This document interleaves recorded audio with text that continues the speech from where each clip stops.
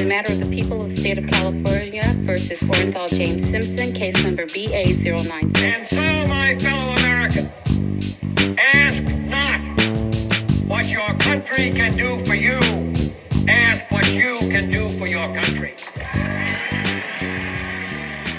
Welcome to Doomed to Fail, the podcast where I reveal a new issue I have every single week. I'm Fars. I'm joined here by my co-host, Taylor. Hi, Taylor. How are you? I'm doing well. How are you? You don't sound well. Yeah, I'm not. I think I have that respiratory virus RSV thing, and it's every week. There's something going on every single week. 2 weeks ago, no electricity. A week ago in Florida. This week, RSV. Next week, I'll probably get hit by a truck. We'll see. But yeah, good times. No, don't things come in threes? Maybe you're over it. Maybe that's it. Maybe that is it. Yeah, actually, that's a really good point. Yeah, it's all uphill from here. I think you're fine. Yeah.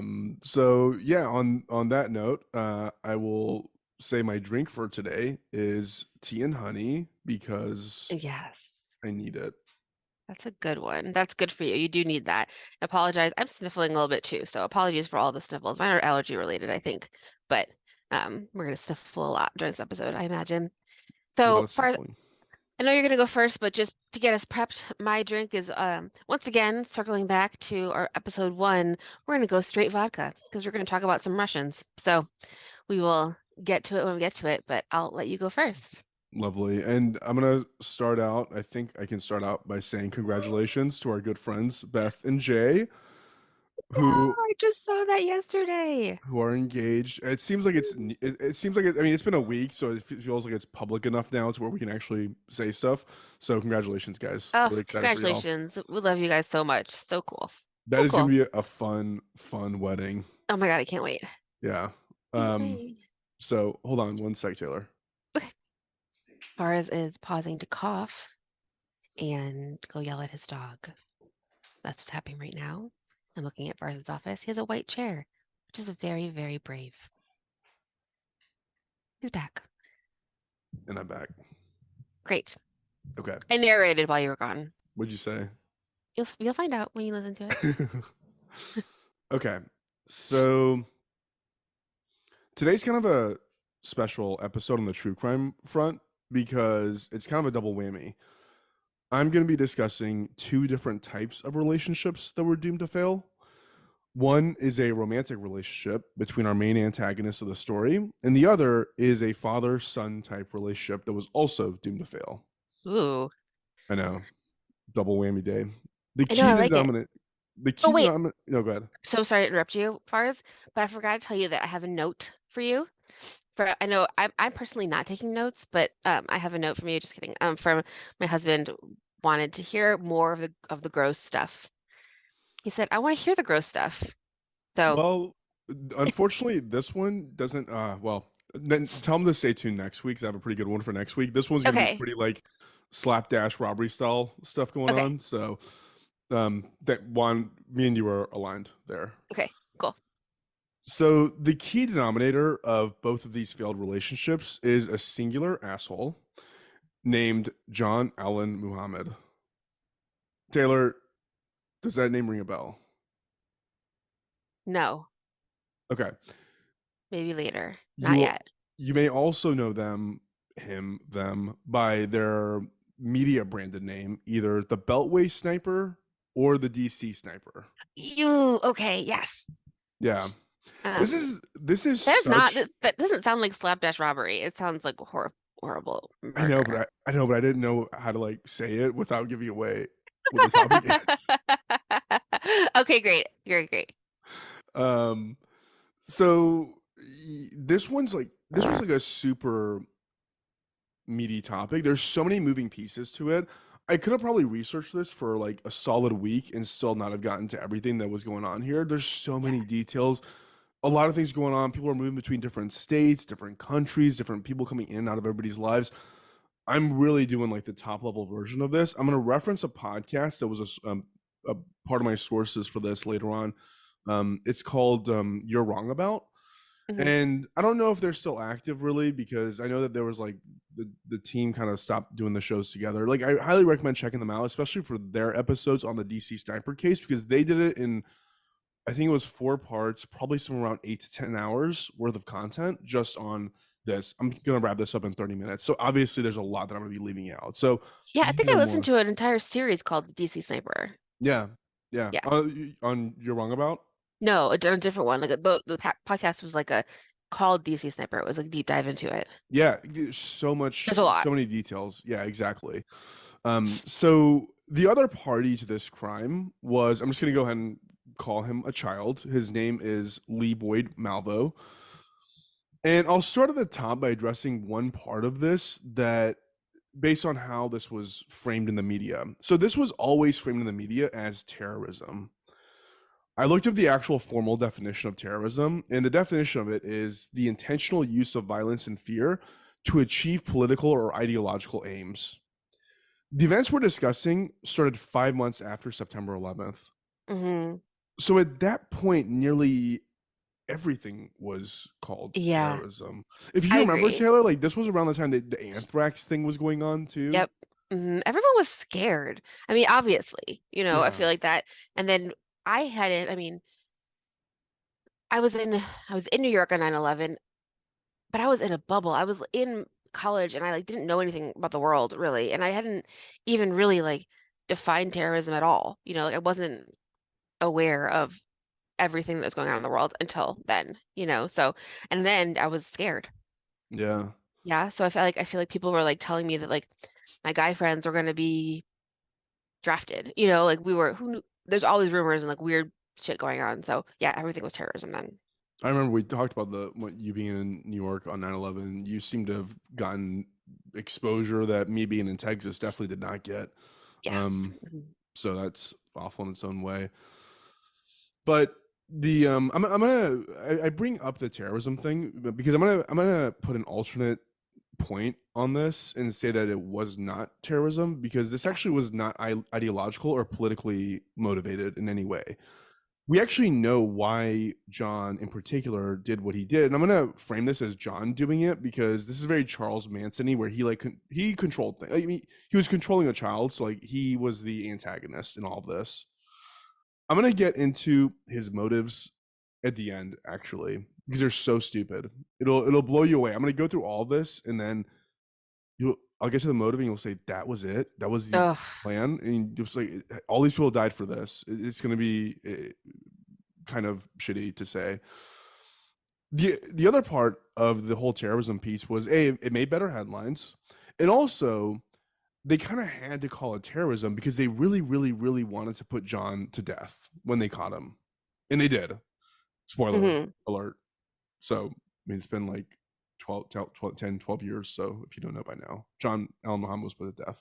That well also never mind. I want to come back to it, but like you keep going. That's a link between our being put to death is a link between our stories today. So continue. Yes. So I'm gonna start with John, and I'm gonna say that like as I was learning about this guy and reading about him, he really reminded me of Donald Trump, Hmm. like in the sense that if he's not right or if he is challenged in any way, he doesn't understand how to deal or cope with that. Like he just Yeah. goes megaton on whatever is in his way. Like taking a Sharpie and changing the way path of a hurricane. I was just talking about that last week when I was at that conference in Florida, and I was like, that was my favorite moment of the Trump presidency. Like, what are you talking about? You don't know everything. Oh my God. So But yeah, totally. I can't imagine having someone like that, like as your dad or as your husband. Like you'd just be like, you just give what? up. Yeah. Yeah. And yeah, like he goes megaton in any situation, and there's a specific reason why he goes megaton in this situation in the DC Beltway area. This all goes over a span of about 8 months. It actually doesn't even start in DC. We'll get into like where it actually begins. It Mhm. culminates in DC, and that's why we kind of referenced it that way.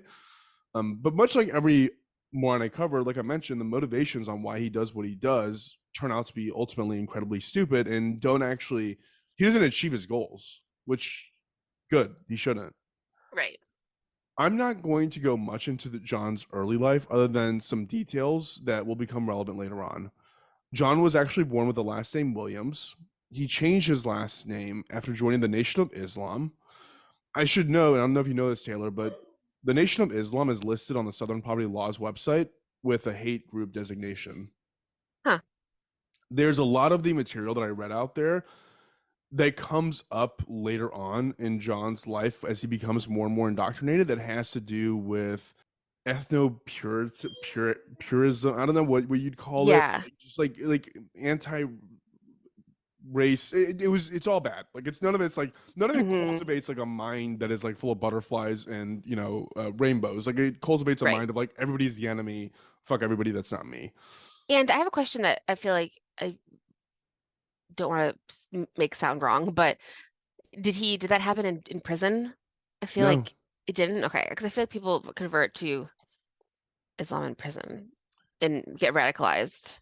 no. This came about because of the second point I'm going to bring up, which is his second wife, Mildred, Hmm. who seems to be a great woman, and she ran across the Nation of Islam and really liked the clean living aspect of it, less the ideological components of it, and brought John into it as a result of that. Okay, cool. So yeah, the second point is that he's been married and divorced twice, and Mildred is the biggest focal point of this story. That's the second wife. Okay. And the last point that it's that John was in the military for a very long time, and he was actually given multiple awards as an expert marksman. Oh, hmm. Yeah, not great for DC. They'll come in handy. Yeah, we'll see. Yeah. So let's go ahead and circle back to wife number two. So let's talk about a tortured woman. Again, you're married to essentially Donald Trump, but like without the money. Yeah, It's yeah. not. It's worth noting that most of what we know about John comes from Mildred. Like he's not very loquacious as it comes to discussing his own life. Hmm. So we mostly know about her or him through her. In 1983, Mildred was living in Baton Rouge, Louisiana. She was 23 years old and working and just going to church.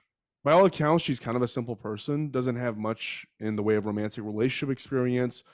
And it's at this time she meets John at a grocery store, and John asks her out. He Um, when I basically, was when I was single for like 5 minutes of my life, my friend told me to go to the grocery store and stand in the vegetable aisle to meet men. He was like, "You'll know that they're responsible and that they care about themselves, and that's the best place to find guys." is that where you met Juan? It's not, but I don't think that's a terrible idea. It's weird, just standing there. I'm like, How I'm long do just you stand stand there? there. I didn't do it. That's I'm just saying that's not weird. I'm gonna look up a picture of Mildred. Mildred. Okay, continue. I see her. so at this point, John teased this up with her as wanting to jump straight into a relationship. It kind of reminds me of like an old timey courting thing where this was a date to marry thing. And John Hmm. basically teases up that way for Mildred as well. She's not very experienced in relationships. He kind of says, let's just get serious. So they get serious. From what John did tell Mildred over the course of their time together, he didn't have an easy childhood. His mom died when he was young, and he went off to live with a grandfather who was apparently a piece of work. Hmm.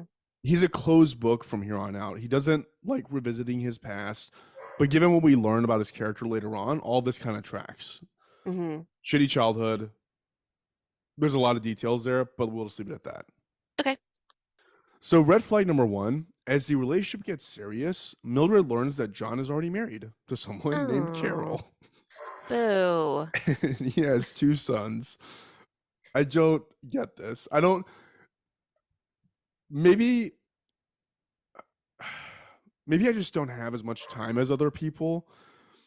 But carrying on one relationship is hard enough. Carrying a relationship with children is Yeah. harder.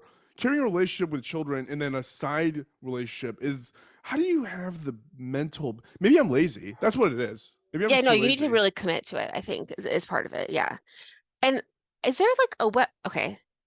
Nowadays, just for our listeners, is there a way to check if someone's married? I guess I feel like are people not telling people they're married?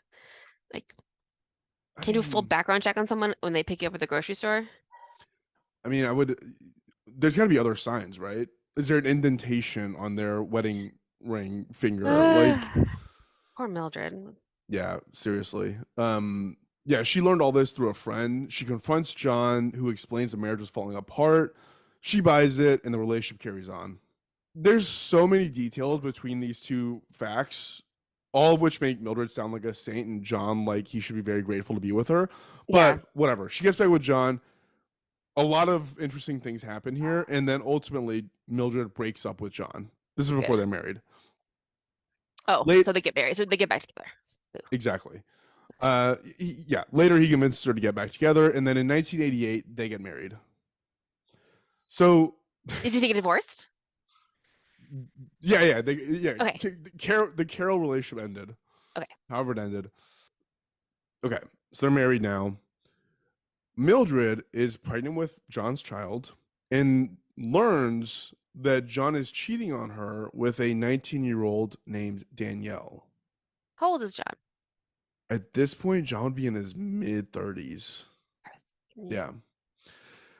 He's been apparently seeing her for 6 months. Again, I don't understand how, like, God, I'm doing things like, how do you have the strength and the energy to do this?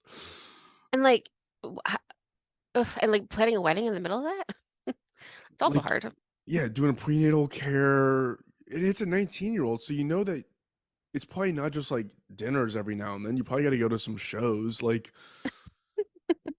I don't get it. But Mhm. Mildred learns about this and invites Danielle over to the house to confront John.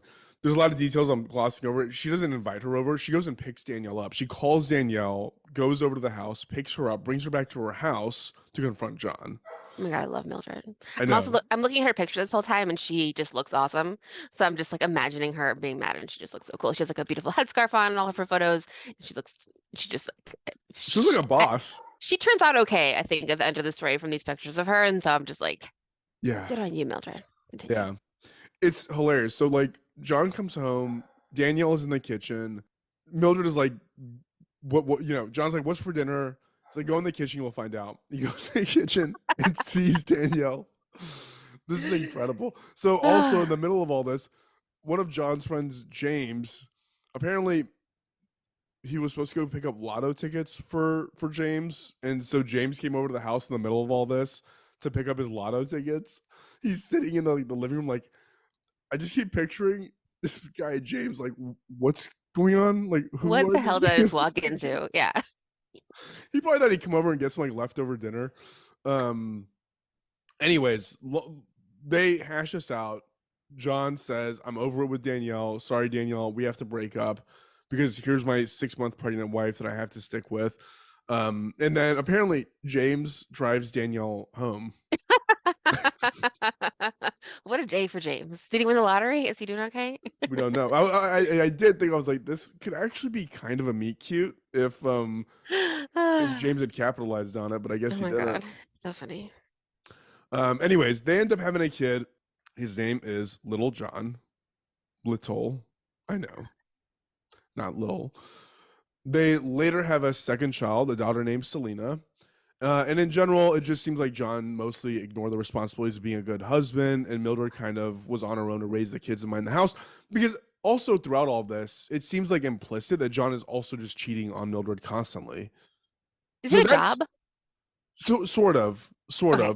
They start a business together where John's apparently really good with cars, and he would just go around and fix cars. But like that's also how he would end up Meet being people. with women. Yeah.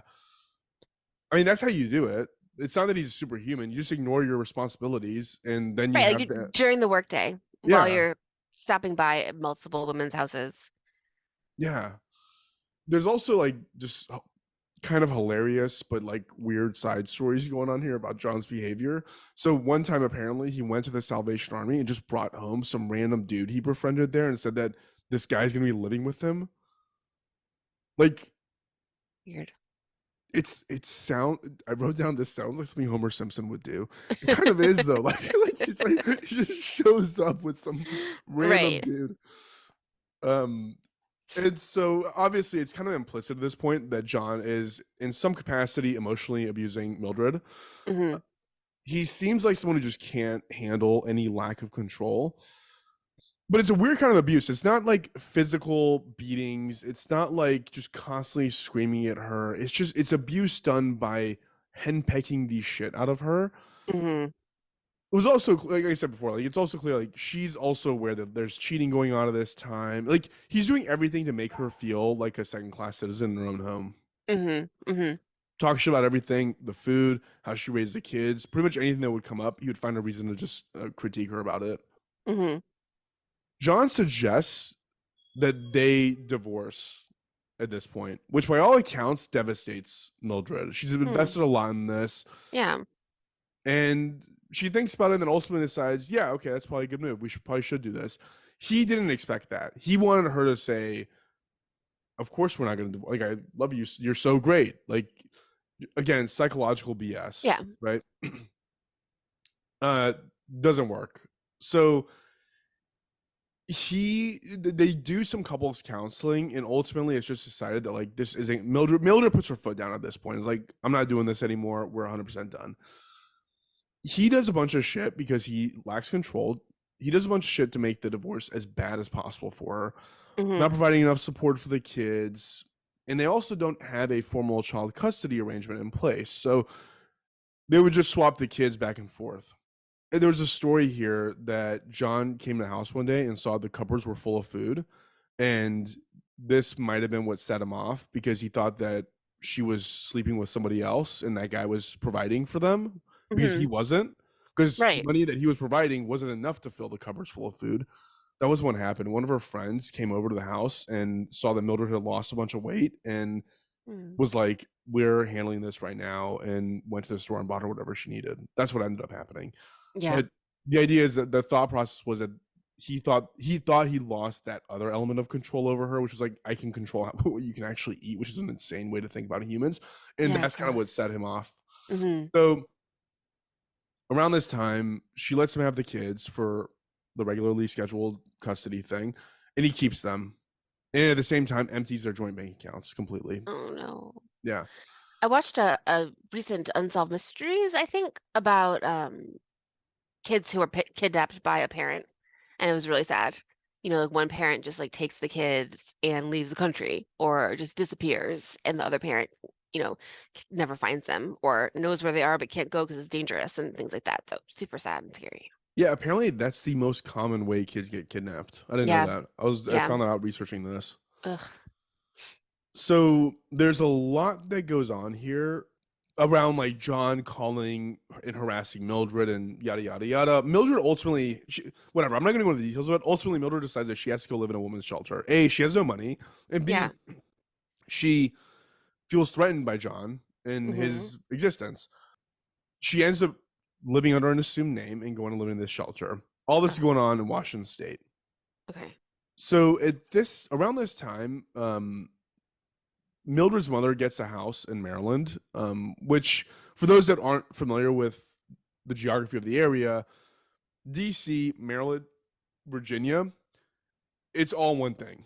Like people who work in DC live in Maryland, they live in Virginia, they bounce around back Hmm. and forth. Like it's basically like one giant metro area, and Hmm. it's intentionally designed that way. So that's a little bit of foreshadowing of about what's gonna come. Going back to John and the kids, when John got custody that day, he almost immediately put them on a plane to Antigua.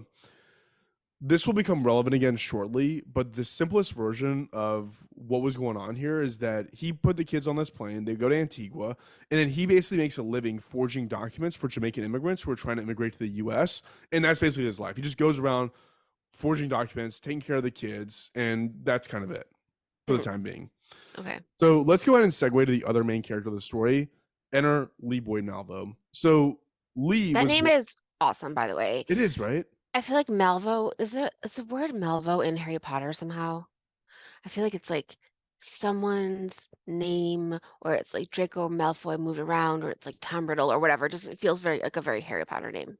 It Continue. does. I went down a rabbit hole in my mind of who that could have been. Um, no, he sounds like he designs very, very nice like gator shoes. Yeah. Okay. It's a very cool name. Hmm. So Lee was born in 1985 in Jamaica to a woman named Una. Una was, I mean, I'm not going to go into a lot of details. She sounds pretty shitty. She sounds like a terrible mom. She just beat the hell out of this kid and just abandoned him constantly. You look at pictures of Lee, which I would encourage you to try that. To me, he just constantly has the eyes of like a scared kid, like an unloved, scared child. There's a lot of bounce around that happens here. Una moves to St. Martin, leaving Lee at home with neighbor. Like he's just abandoned constantly. I mean, she's doing it to make money and support the family, but like, don't just leave your kid with random strangers. There's Yeah. weird stories that happen. It's I mean, I don't know. I'll do this for Juan because he wants to know the gross stuff. At one point, Lee like befriends a cat who comes over to the house, and Una makes him beat the cat Oh, because like he can't have a cat, and then like he beats the cat until it's bloody, and then the cat finally goes away, and then anytime the cat came over, he had to beat him. Like it's just why do this to why? people? Like what That's is terrible. yeah. Yeah. Um so long story short is that eventually between Jamaica, St. Martin, so on and so forth, Una and Lee end up in Antigua. Did you find a picture of Lee? I did, yes. What did you think? He just looks like, I mean, so many of the pictures he's just is like when I guess when the trial was, it's just a kid, you know? And he looks very sad. He just looks like a sad kid. Yeah. I know he does bad things, but he does look very sad. He makes me sad. Yeah. Same. Yeah. So like I said, they ended up in Antigua, and all because of Una's job and wanting to make money there. Um, yeah, I wrote here that if this was like a movie or a story about animals written by Disney, Lee would just be like a basset hound. Nobody would adopt at the shelter. Like Aw. he just wants. I don't know. It sucks. So fortunes collide in Antigua because Una decides that she wants to immigrate to the U.S. and given John's side hustle or only hustle of forging documents, she takes Lee to see John. That's Mhm. where the two come together for the very first time. For whatever reason, Lee starts going over to John's to hang out, and it seems like it's a pretty tight knit immigrant community there. Una tells Lee at one point that she basically left. She left for Florida. Doesn't tell him. Like this is a pattern. Like she'll pick up the phone, Mhm. call him. He doesn't see her for a couple of days, and then she's like, "I'm in another state, another country." Yeah. John figures out what's going on, and I don't know. It seems like it's almost out of like altruism that he goes over there and tells Lee to pack his things and come stay with him. So Mhm. he finally gives him the thing that he wants, that father figure. So their dynamic is one where Lee kind of takes care of the house and the kids while John does whatever it is that he does. So he kind of takes on like a housewife like approach to this, like as an Yeah. 11-year-old or 12-year-old. No, he's more older than that. He would have been like 13, 14, I think. But Mhm. John being a military guy, he just has this military mindset of you have to be stern, strict, and disciplined. I only bring it up because when you're an aimless kid, I can see why that personality type would be alluring. Yeah. Like you would want someone who takes charge, gives you comfort and safety when your whole life has been abused and cast aside by everyone who should have loved you, right? Yeah. Totally. So ultimately, John is arrested for forging documents. John gets out of jail. By some accounts, he literally just walks out because it's easy living in Antigua. And then John, the kids, and Lee all get on a plane with forged documents and head to the US. So John takes the kids to Bellingham, Washington, and Lee goes to Florida to be with Una because Una again had left to go to Florida. I've actually been to Bellingham. It is stunning. It is so beautiful. It is. I don't. What's the show I'm thinking about? Oh my god, Andy Griffin, whatever that Andy show. Griffith? Yeah, what's that show? Isn't it just the Andy Griffith show? Yeah, it's very small towny. It's very Yeah, small yeah. town and pretty. Lots of breweries. The Ooh. Pacific Northwest loves their breweries. So John moves into a homeless shelter with the kids, which is noted as odd by anybody who observes this because, for better or worse, homeless shelters don't really see a large influx of single men showing up with like a brood of children. Like Mhm. that's kind of red flaggy right there. Yeah. Mildred had obviously reported the kids missing, and so when John applies for food stamps, the system flags this. It becomes Good. aware of like be on the lookout for a single guy with 3 kids. Yeah. Investigators start digging into this. They interview the kids, and they end up giving their real names. And the jig is up, and Mildred is reunited with the kids finally. Oh, good. Yeah. So at this point, I promise I'm not going to go into legal procedure this time. An emergency hearing is held for the custody of the kids, which to me is the pivotal moment for everything that happens hereafter. Hmm. The judge gives Mildred custody of the kids. Good. Yes. John is pissed. What did he expect? For a He guy stole who them. for a guy who needs control, this was a massive, massive breaking point. Yeah. This moment is basically what leads to everything that comes next. People who knew John would talk about how this moment is the moment that changed him. Like he just stayed up crying all night and like he just couldn't handle what was happening. What the fuck did he think was going to happen? Oh, you seem like a great dad. I mean, Person who just kidnapped your children. he also thought he was a great husband despite him Ugh. picking his wife to death. So he didn't have the best logic. No. So yeah, because at this point he viewed Mildred as the one who made him kind of lose everything, which like okay, but like what were her alternatives? Not to fight for her kids, not to try and Yeah. get them back safely. Yeah. At this point, John goes back to the homeless shelter and he calls Lee because he's lost everything and he's just grappling, trying to grasp for whatever he can. He calls Lee and tells him to come up to Washington. This happens in October of 2001. Are you okay? Yeah. Yeah. I'm just thinking. Continue. What were you thinking? Was I making a weird face? When you what? Was that why did you ask me? I'm fine. I was just thinking about this. I was just thinking about, that John like calling Lee for like helping you. Like this is a grown ass man, who's like going through emotional thing, calling a teenager. It's fucking weird. It's weird. And like I just was thinking about that because I was like, that's like something that you teach your kids is like grown-ups don't need kids for help, you know? Like a Yeah, grown-up should never if a grown-up asks you for directions, like they're trying to kidnap you. Grown-ups don't need kids for help. Like they can talk to other adults, like they shouldn't have to reach out that's a to a red kid. flag So yeah. if Yeah. you can identify it. Lee would later mention that the pain he heard in John's voice about talking about his kids being taken away from him just kind of hit him a certain way. Hmm. Like in a way that was like, man, I wish somebody cared about me that much. Like Right. that kind of a thing. Ugh. So Lee looked at his situation and his mom and the abuse he faced with her. And then John, who had never been mean to him, and he made really the rational decision to leave his Hmm. mom to go be with Lee in Bellingham. Yeah. The story is basically Lee called John to wire him money for a bus ticket, which John did to get him up to Washington from Florida. Hmm. Yeah. So one thing I mentioned in that podcast you're wrong about that I thought was really good was Uh-huh. they mentioned how sometimes a person can make an extremely bad decision for reasons that make perfect sense. And that's Yeah. so this. I totally Hmm. get why he did what he did. Absolutely. His mom was not nice to him. He doesn't have anything like solid in his life except this man who was nice to him. So Taylor, I'm gonna sidetrack here. I've been in situations before where I knew that if I let something play out the way it seemed like it was going to play out, Hmm. there would be dire consequences. Hmm. But for anybody else to care, the dire consequences would have to be realized.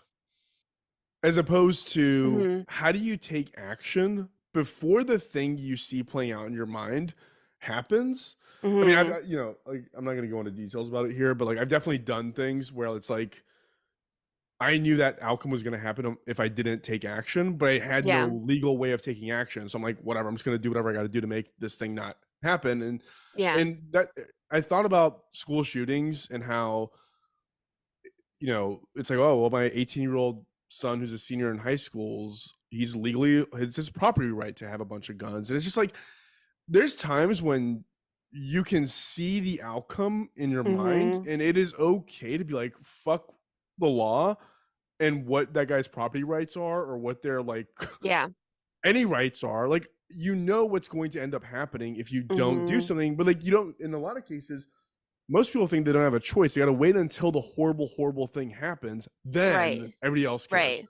Right. That's what reminded me of this. I'm like, there's so many people that came in and out of Lee's life who could have, like, I don't care that she's your mom. Like, Yeah. fuck her parental rights. Like, she's a horrible, horrible mom who keeps abandoning you, and Hmm. you're clearly a shattered shell of a child. Hmm. Like, I'll just take the kid. Like, I don't know. I don't know. Yeah. It Yeah, I feel sucks. like yeah, that sucks. I mean, it feels like it feels like Lee didn't have much of a chance because of that, for sure. And I don't know, like I do know that I mean sometimes like even with like child custody things, like you end up with a parent who's abusive or because they have, more money or whatever Yeah. and a better lawyer or something like that. I mean, it sounds like the best thing that happened for John's kids is that Mildred got custody of them, even though that is the thing that like sparked John kind of going over the edge. I think it's still like good for the kids that they don't have to be with him anymore because he kidnapped them. And Yeah. imagine like, who knows what he was telling them also like about their mother and about the government, like who knows what he was like what he could have molded his kids to be. Yeah. That was probably Yeah. sounds like the same idea. Yeah. Well, I bring it up here because going into the next part, he's on his way to Washington. This is kind of game over because Hmm. this next section I headline brainwashing because at this point Hmm. it's kind of like done. Like the cast has been dyed. Is that the word? No, the die has been cast. Thank you. The die has been the die has You been gotta cast. you gotta have your Flip it cake and and eat it reverse it. too. Eat your cake and have it too. Whatever. Kaczynski. Kaczynski. Yes. Yeah. Okay. So I think under any circumstance, a healthy human probably isn't wired to kill a person unprovoked. Hmm. There's a ton of brainwashing that starts happening here between John and Lee. Like Lee or John brainwashing Lee. There's also another part of this that struck me about how much time matters depending on the age that you're at. Like I remember when I was in elementary school and thinking a year was the longest time I could possibly conceive of. Yeah. And you look at this situation, like this is only like a year to a year and a half of Lee's life, but that means he's like a fairly significant chunk. Like his relationship with John is like a fairly significant chunk of his life. So he listens Right. to him. Hmm. So again, like I hate to find excuses for bad behavior, but obviously I feel for Lee given his background, his impressionability, his youth, and the fact that he's just Hmm. getting brainwashed by a psychopath essentially. Yeah. 100%. So during this time, like I said, John indoctrinates Lee on Nation of Islam stuff, like not like anything positive, like it's all like the negative stuff around like supremacy and whatnot. They go to gun ranges and train his marksmanship quite a bit. One detail that I read that was amazing was that John would put up targets that had Lee's own face on them that he had to shoot. What? Yeah. That is fucked up. Yeah. Yeah. They start forming this kind of father son bond, but it feels like kind of like an abusive father son bond of like, you have to listen unequivocally to what I tell you to do. Like there Yeah. is no middle ground. And he Hmm. gets that. Like that's Yeah. exactly what Lee becomes to him. So let's get started with the crimes. So, like I said, the shootings didn't actually start in DC. They escalated from murders in Washington, which is where Lee and John are this time. Hmm. So back when States, right? Washington State, yeah, Okay. exactly, not DC. So back when John was married to Mildred, Mildred had a friend who stepped in and helped them with understanding basically like general accounting principles for businesses. I have had a crash course on this and can tell you that it's not fun, but several things that I'll intuit from this experience, having done it myself, was it is a it's like being explained like a toddler how basic finance works Hmm. from somebody who actually understands it. And I can imagine John having a woman step in and explain this stuff to him was emasculating in some Yeah, capacity. totally. And then later, when the separation and custody battle was taking place, this woman took Mildred's side. So John had multiple reasons to like it sounds like he really simmered on how much he hated this woman. Hmm. Her name's Isa. I keep saying this woman. Her name's Isa Nichols. Okay. So in February of 2002, Lee was told to go to this woman's house and shoot her in the head. Mm. Unfortunately for everyone, Isa's niece, Kenya, was at the house and opened the door. Lee shot her in the face and killed her. She was Oh 21 years old. no. Yeah. Oh no. Yeah.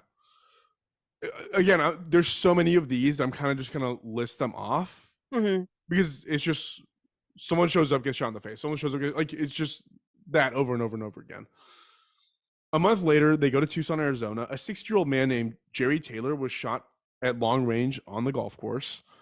We don't know for sure who did this, but the reason it comes up is because Lee and John were in Tucson at the time, and John's sister lived near this golf course. And so the idea was it had to be these guys. In August, a man named John Gaeta was changing a tire that had been slashed by Lee in a parking lot in Louisiana. Lee came up from behind and shot him in the neck. The guy plays dead, Lee steals his shit, and then the guy runs to seek help, and he ultimately survives. September was a super busy month for them. The following, it's just bullet points. It all happened in September. They shot a guy named Paul LaRufa, who was a pizzeria owner, 6 times. He survived. An employee at a liquor store named Benny was shot but survived. Another liquor store employee named Muhammad was shot and survived. A 41-year-old employee of another liquor store was shot. This one was actually killed.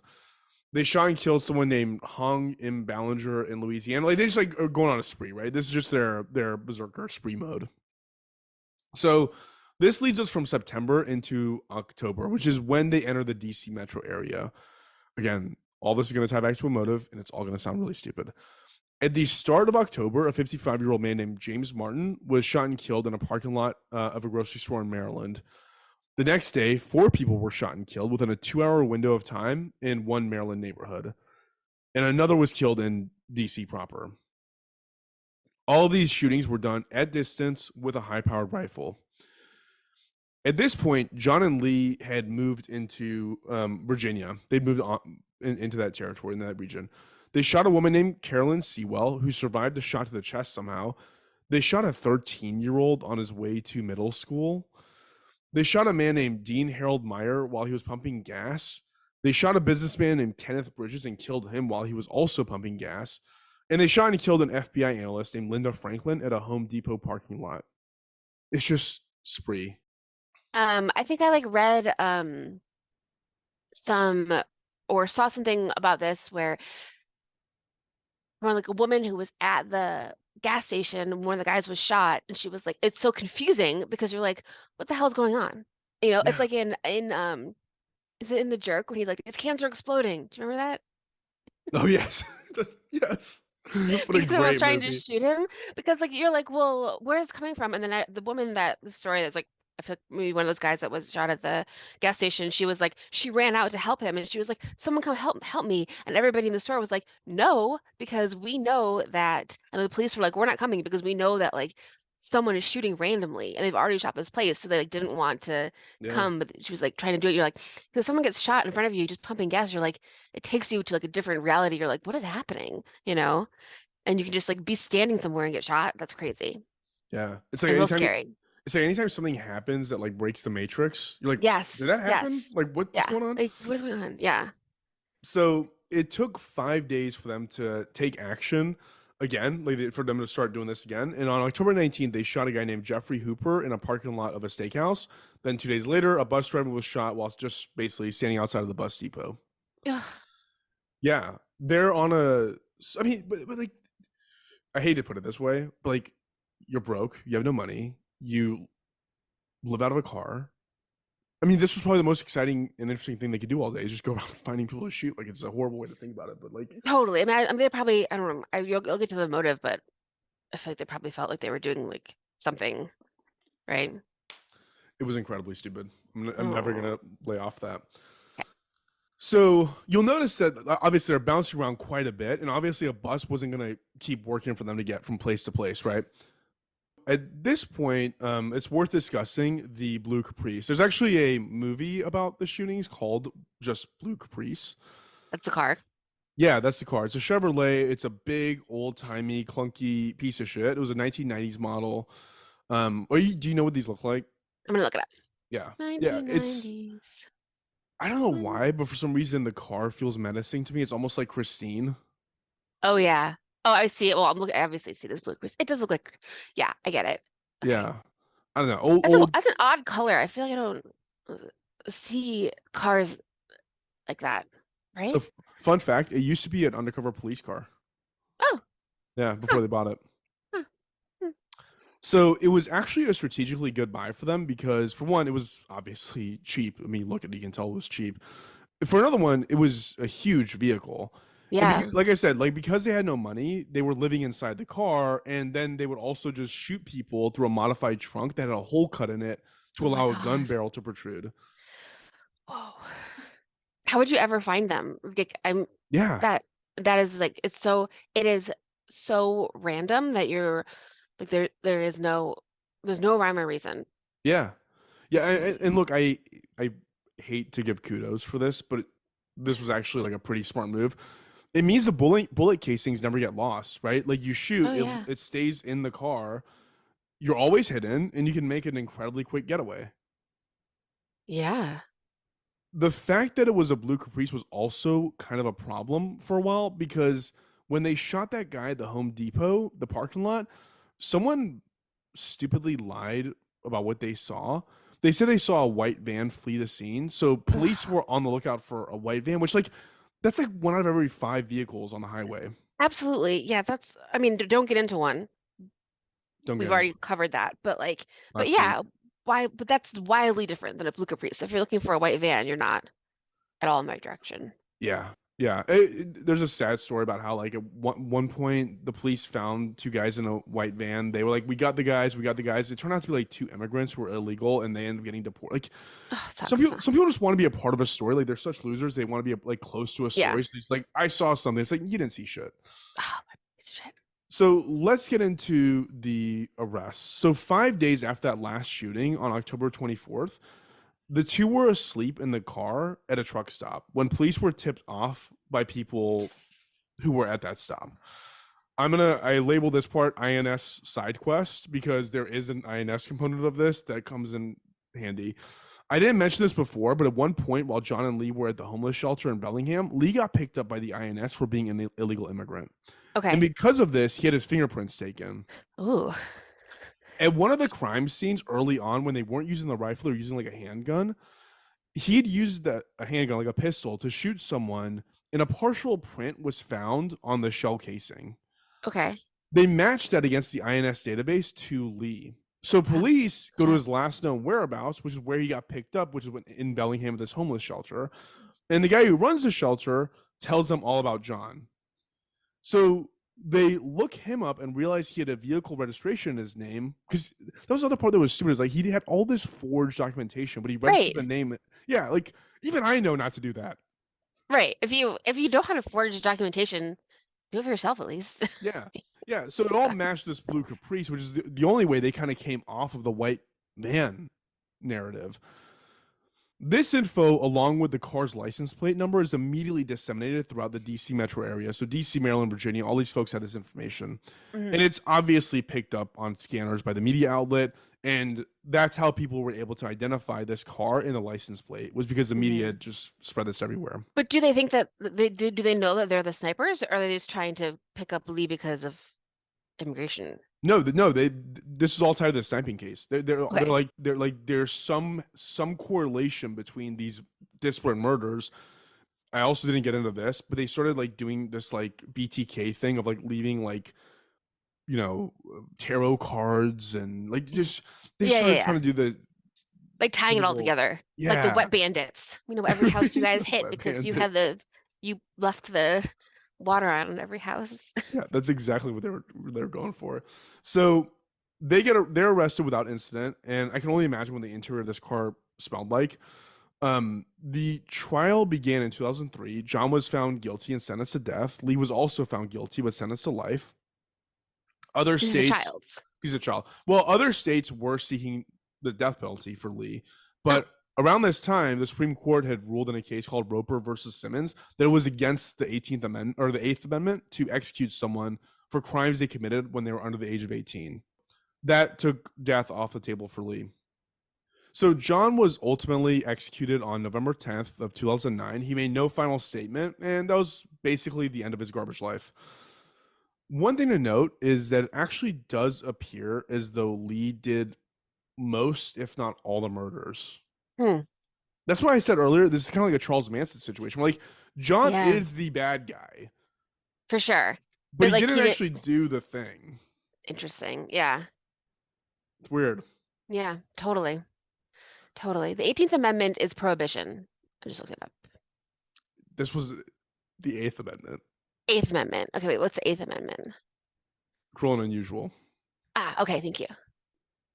No, yeah, I get exactly what you're saying. Like he was the mastermind, kind of grooming this young man who obviously should, killed a shit ton of people, so Yeah, should be in jail. But yeah, exactly. So Lee is still in prison. He is now 37 years old. He has reached out to multiple family members of his victims and apologized for his behavior. In 2020, he got married, and he's been continue. Did you say you? yeah. Don't, ladies. There's plenty of non-incarcerated people to marry. Just go to the produce section and find Go to the one. grocery store, find yourself a man, Go and stand have next to one. the kale. Don't, I mean, regardless of his grooming or in his apologies, like, don't marry a man in prison. I don't Don't see send it. love to serial killers. I don't know what the appeal Stop it. is, but yeah. It goes without saying he's been denied parole continuously, and Yeah. realistically, he's probably just going to stay in jail forever. Hmm. So I kept teasing the motive. Taylor, Yeah. what do you think the motive was? I don't know. Fame, guns, to get his kids back? Those are my guesses. The motive was he wanted to kill Mildred, but he knew that if he went to kill Mildred, they would know it was him. Oh, so he was killing other people. So it would seem like a random thing. Yeah. Oh my gosh, it's so dumb. Like he killed all these people or had them killed So that he just to could, circle back to Mildred and kill her eventually. oh my God, and Mildred is fine. She's thriving. She's thriving. Yeah. Ugh, that is so dumb. Those poor people. Yeah. So that's the story. Like I said, look, I think that on Mildred's front, learning that he's married after you've been dating, like it was all a foregone conclusion that I thought. I think it was a foregone conclusion. He was a psycho because I just think Hmm. that naturally you got to be a psycho to be able to carry on that kind of narcissistic behavior. Hmm. And I think Lee was kind of just doomed from the jump. Yeah, definitely. So, anyways, that's my story. Hopefully, my voice doesn't sound too You sound gravelly. great. I don't think you do, but that's Okay. super sad. Yeah. I'm glad I could. I'm glad I could get to you. Womp womp. So, what do you have for us today, Taylor? Okay, well, I mentioned that our thread between our two is being executed and for crimes. So we will talk about that. And I wanted to ask you a question, Fars. In the world right now, what are you afraid of? So I have three things that are part of the story that are sort of evergreen existential threats that people are afraid of. I have a new one that I'm afraid of, but right now, is there anything like globally that you're afraid of? Globally, that I'm afraid of. Hmm. Global awfulness. What could I mean, ruin the whole world? okay, like obviously, like a nuclear bomb going off. That's it. Ding, ding, ding, ding, ding, ding, ding, ding, ding. That's the correct answer. Okay, well there you go. So today we're talking about three things that you should be afraid of. One is communism, but not really, because communism is just a red herring for other things. Two is nuclear war, which I am very scared of. And three is electric chairs. So, like, you're not probably going to die in an electric chair, but we'll talk about it and how awful it is. So those are three things that are scary. I'm also currently afraid of AI, just in general. I'm kind of afraid of everything. So just wanted to put that out there. So Taylor, do you think that if we were to go to war, that they would use like the other country would use nukes on Joshua Tree? I don't, well, okay, we'll talk about that in a second. I don't think I'm far, I think I'm close enough that, yes, I think I'm fucked, but we'll talk about that Okay. in a second. Okay. So today we're going to talk about Julius and Ethel Rosenberg, who are two American citizens who were killed in the electric chair for selling nuclear secrets to the Soviet Union. I don't know if selling is the right word. They gave them to the Soviet Union. So some of our red flags for this couple, they seemed like a pretty normal couple. Like they, loved each other. They had two kids. They were pretty like, innocent looking, innocent seeming. But the red flags are, they're communists, card-carrying communists in America in the 40s and 50s, which is not like a great thing to be because it is McCarthyism. People are mad at communists. And they went further than just, attending rallies and wanting like a more socialist, equal society, like a lot of young communists did, because the actual red flag is they were spies. So being a spy is not good for your family, especially in this case. Some of the sources that I use, I listened to a podcast called Civics 101 about espionage and the Rosenbergs. I watched half of a documentary that their granddaughter made. She made it in the early 2000s. It's called Heir to an Execution. And I only watched half of it because she was very much like, they're innocent. I can't believe all this happened. And like, they're not innocent. Like, I know that like nobody wants their grandparents to be Soviet spies, but they were, It's you know. it's a way cooler story than they're innocent. Like Don't you I would, think? yeah. It's I like who agree. cares? It has no impact on you in today's Like right it's now. over. I mean, yeah, I think it's kind of cool rather than being like, let's exonerate them, being like, yeah, they were spies. They did all this cool spy shit. It was bad, but yes. Um, and then I also watched an American Justice show on the Rosenbergs, and then Wikipedia and ChatGPT for some filler. So those are my sources. But let's talk about who they were. So Julius and Ethel, they were, a couple in New York City. Julius was born on May 12th, 1918. His parents were Jewish immigrants from Russia, pre-World War One. And they ended up living on the Lower East Side, which is an awesome neighborhood where I lived as well. It definitely has its ups and downs, and this is like a downtime for New York City. It's depression time. It's not great. But Julius went to City College of New York. He had got a degree in electrical engineering, and he began to get involved into left-wing politics while he was in college, and mostly like labor activism, protests against the rise of fascism. So all stuff that we're seeing now, people trying to unionize and not be fascist. So similar times repeating itself. Ethel was born Ethel Greenglass in 1915. She was also interested in the arts. She wanted to be an opera singer. By all accounts, she was really good at it, wanted to be like an actor or a singer, but ended up being a secretary. And she started to get interested in labor relations. And she met Julius when she joined the Young Communist League, where he was a leader in like So, is this not the point in time when it's dangerous to join the communists? yeah. Hmm. Okay, so they knew Yeah, what they were doing. They were agitators. yeah, yes, yes. So we're coming up to the time when, Senator McCarthy is doing the the Red Scare on like a federal level, and this is like in New York City, so they don't cross paths with him, but he definitely, you know, tainted the water for being a communist being like a bad thing. And there's like some like stock footage, I think, in the documentary that I watched where, you know, there's like a communist parade and they're like, join the Communist Party, and people are like jeering at them. So it's like a thing.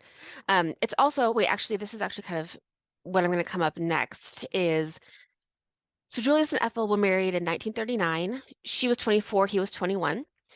And it was a hard depression time, crazy poverty. You see people on bread lines, like nobody has a job.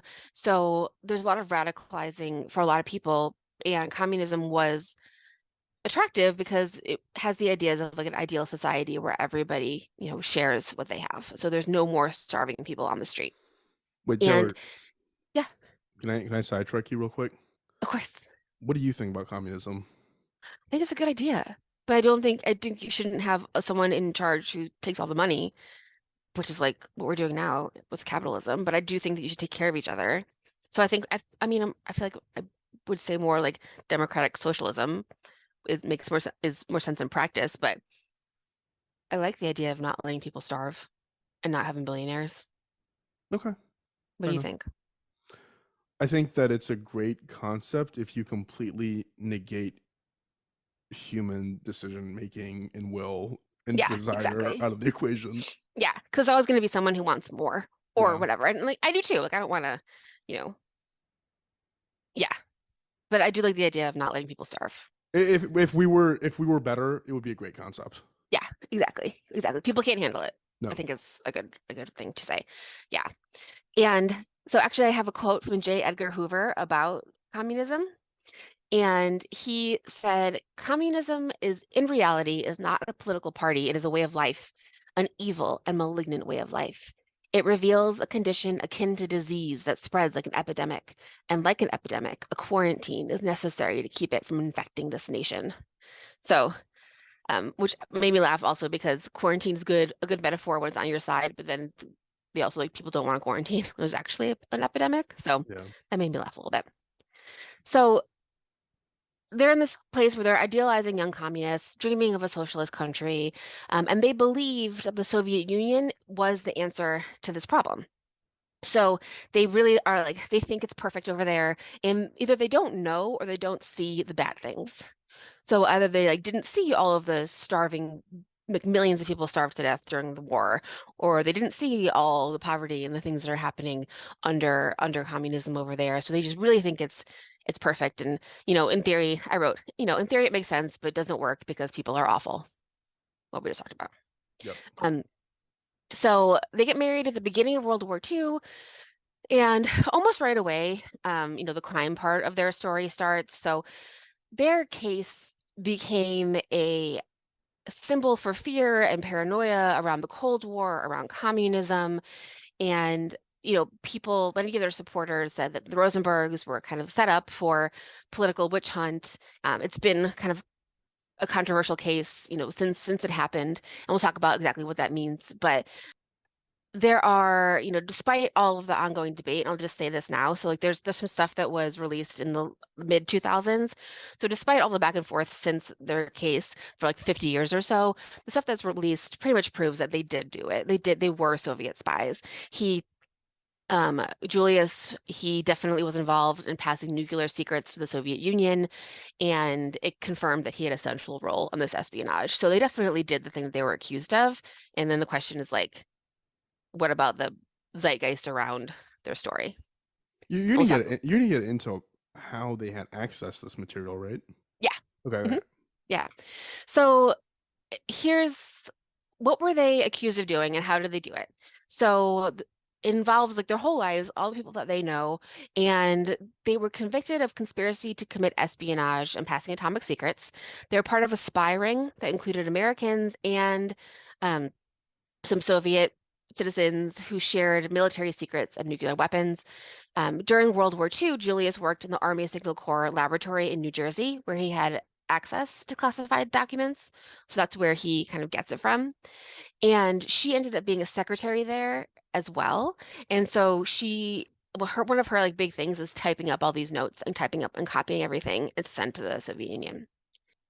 Immediately, he starts passing information to the Soviet Union via his wife and other members of the spy ring.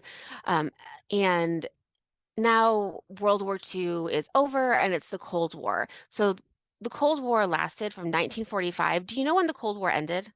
Lars? If I had to guess, it had to be like the 70s or no, 80. It would have been Reagan era, so like 84. It was 91. Oh wow. Yeah, which feels late. That feels late for me because I was like alive during the Cold War. I feel like I've seen something that was such a long time ago, but just like a little bit of time line. So World War One was the end of the Russian Empire, and then towards the end of World War One, there was a Russian Civil War that went from 1917 to 1922, and then 1922 it became the Soviet Union, which was the USSR, and then after it dissolved in 1991, it became 15 separate countries, and that's where like, we still have Russia now. So there's more to that, but that's kind of what we're looking at. And as far as what do you know about the Cold War? Like, what do you feel like when I say Cold War?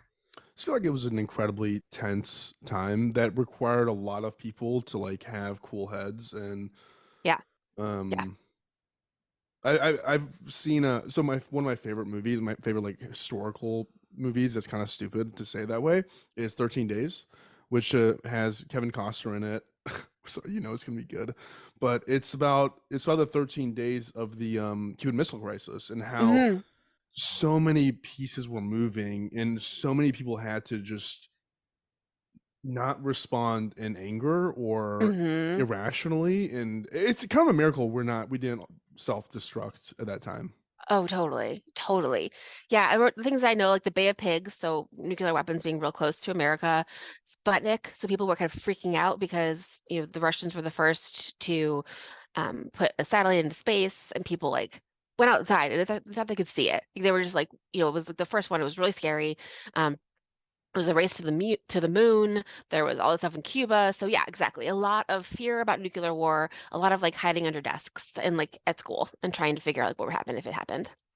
So I also feel this is what I was going to say about living in Joshua Tree. So I feel like very scared of nuclear war right now, maybe irrationally, but also maybe rationally. And sometimes, so I live next to a military base. So one of like the biggest military bases in the country is like next door. So all the time I hear bombs going off, so it'll shake my house. And sometimes at night they'll do like a ton of military training and there'll be tons of bombs in a row and it'll be really loud and shaky and I can hear it. So it definitely like makes it a target. And then also because I'm kind of crazy and over and a little paranoid, like whenever the internet goes out or like the power goes out, I'm like, this is it. And I look to the northwest and I look for the cloud over LA because I'm like, this is it. I'll see the cloud from my house. And I probably would see the cloud from my house. I would definitely see the flash when LA gets nuked. So Man, um you've really done the math on this. I did. I mean, I looked at it last night, but I already think about it anyway. So it's very tense, and I feel tense right now thinking about it. And it's like mostly just me. It's not like everywhere over the media like it was during the Cold War. People were like really, really afraid of this. So just think you're in New York. It's a very, very tense time. It's the Cold War. Things are scary. The World War II just ended, but it didn't like end everything. And so Julius and Ethel, during this time, they're just living their lives. They have two sons. If you saw them like out on the town, you wouldn't think twice about them. And a lot of it is still speculation, like what they did. But again, like I said, they did it. They were spies. I watched the doc in the doc with a granddaughter, where she was like, I wish that like, they could be exonerated, but they're not. So Julius becomes involved in the Communist Party. It's believed that in 1942, so they've been married for a couple of years, is when he made contact with Soviet intelligence agents and started to pass secrets. Some of the things that he is accused of doing, sharing secrets with spies, and one cool thing that they did is they would be like, okay, you have to meet your like the spy FARs, in this place. So they would take a Jello box and cut it in half in like a weird way, and then you would take half of it, and then they would give the other half to the person you're supposed to meet, and you would know it was them when your Jello boxes matched up. So you got to just keep going up to people with Jello boxes and like Yes. tap the Jello box and see. Yes, That yes. seems a little bit suspicious, but That's how you know you're talking to the right person, like the right person on the other end. He shared thousands of documents about jet fighters, missiles, like all those things. So during this time, like right after World War II, especially, we were still, and during World War II, we were still allies with the Soviet Union, but we weren't sharing secrets. So like during World War II, we were friends, but also like after World War II ends, then the Soviet Union stops being an ally. And as a child of the 80s, which is the Cold War, apparently, I just learned now, I always pictured, Stalin and the Russians as the bad guys. And so I was surprised when, to see the pictures of him and FDR and Churchill together. I think this was one of those the enemy of my enemy Yeah, type things. absolutely. I don't think that they actually wanted to be on friendly terms. I think it was like we got to defeat Germany, so let's just Yes. get it together. Yes. There are some fun stories of like Churchill and FDR going to Russia or like the USSR to meet with Stalin. And when they get there, Stalin's like, come and stay in our nicest castle. And it was like awful. And Churchill's like freezing and like in his underwear trying to find like vodka, just like that. That sounds delightful. That could be fun. That But sounds like it could be a little movie comedy show. yes, yes. I think that, I mean, for better or worse, I would like a comedy of Churchill just like running around in his underwear because he did that a lot. I think that could be delightful to watch. So now like when he starts actually passing this stuff, we're actually in the Cold War with the Russians. So they're definitely like the enemies at this point. And another big part of the story is that Ethel's brother was actually working on the Manhattan Project in Los Alamos. So he was like in it with like the creation of the nuclear bombs. So in 1947, the FBI begins investigating them and other card-carrying communists for suspected espionage. They were arrested in 1950 and charged with conspiracy to commit espionage. David Greenglass, who's Ethel's brother, who worked at the Manhattan Project, is arrested first and then just rats out everybody. And David Greenglass lives for a long time. He dies in like 2004. So he definitely like sold out his fellow spies so that he would get a lighter sentence. And in 1951, the Rosenbergs are tried and found guilty of espionage. So when they go through their things and find all the things that they shared with the Soviets, they do find a cross section of the Fat Man bomb, which is a bomb that was dropped on Hiroshima. And then also in the documentary, the granddaughter, she's like, she sees that picture in the National Archives, and she's like, "Oh my gosh, like." There's no way that the Soviets could have made a thing from this one little picture, you know? And you're like, no, I feel like any nuclear secrets sharing is bad. Yeah, like there's not a gray line. Yeah, there's no like, oh, this doesn't seem like a big deal. Like, no, it's a big deal that they even had that connection at all. Yeah. Like, it's a big deal.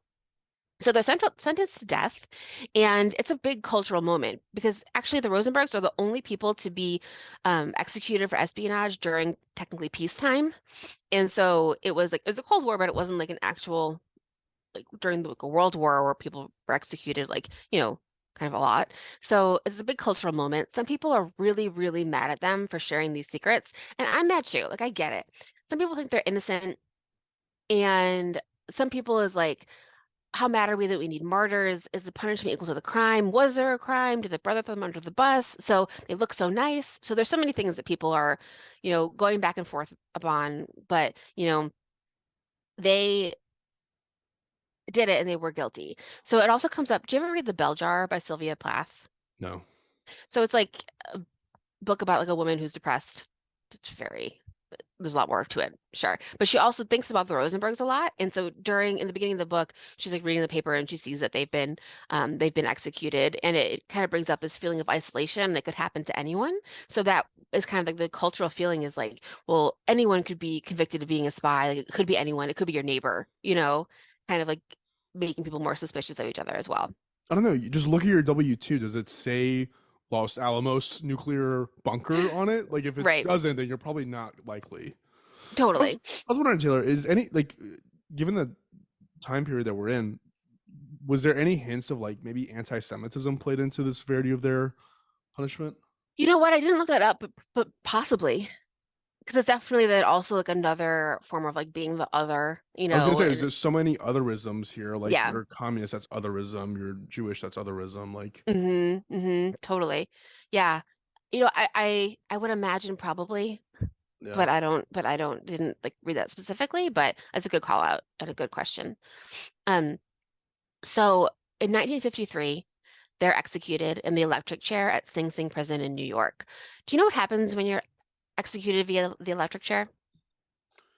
So your heart stops. I'm not sure what the mechanics and physiology of that are, but I think that's how you ultimately are killed. Yeah. Did you ever see or read The Green Mile? Yes.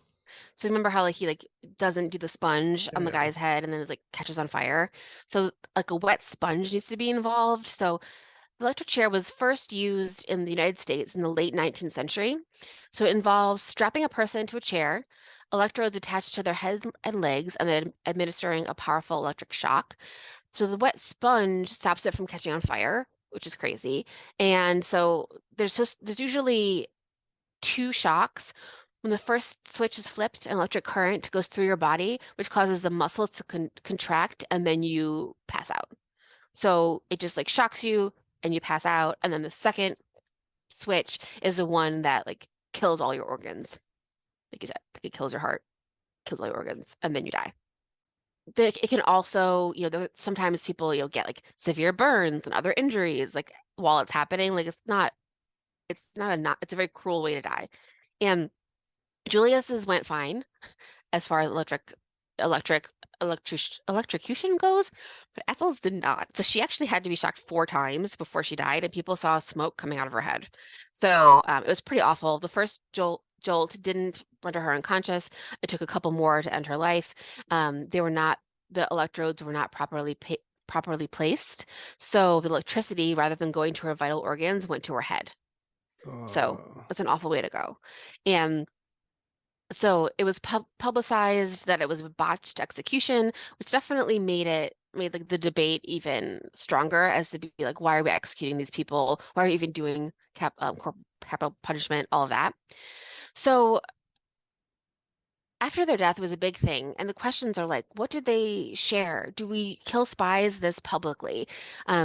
I'm sure we do, but maybe it's not always in the news. They seem so normal. Did they do it? So it's not all 100%, and like it's not very clear everything they did do, which makes sense because you don't want to like put the spy secrets out, but it's just like these people were spies. So in around 2005, the National Archives and Records Administration released a portion of the grand jury testimony.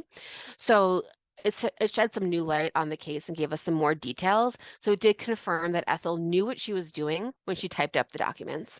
So when she typed up and copied the secrets that Julius was stealing from work and her brother was stealing from Los Alamos, she knew what she was doing. It confirmed that Julius was a big part of a spy ring.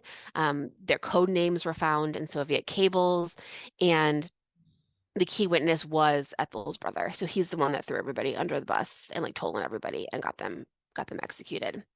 So that makes it all true. And then some of the questions that like I kind of want to end with is like, so the red flags are like they were spies and they were sending secrets to the Soviet Union, which was bad. But they believed they were doing a good thing because they believed in this like utopian idea of like socialism and communism, and they thought that that's what was happening. So were they just like people who believed in a perfect society? Were they traitors? Were they scapegoats for, this Cold War era thing? And in the end, I think you kind of believe what you want to believe. I think they were kids when they started. They believed in a perfect society, but obviously crossed the line when they shared secrets. And a question that I had like late last night thinking about this is, what is okay spying? If you want a better world and you're spying for a better world, like is that justifiable? But once you open the door to nuclear secrets, then I'm like, then that's a hard no, because I don't want anyone to know anything about nuclear secrets. I don't want anyone to do it at all. I wish that there was never any nuclear anything. So um, that's where I think like for me, I'm like, okay, well, I don't know if the public execution essentially was, the right thing to do, but also I'm like they definitely did, a bad thing, um, whether they knew they were doing it or not. You know what I mean? I what I was thinking of was that in a lot of situations, the outcomes are very directly tied to the actions. Hmm. So, for example, like with Lee Boyd Malvo or with John Muhammad getting executed, it's like that was directly tied to you did a really, really bad thing. Many people Hmm. died because of it.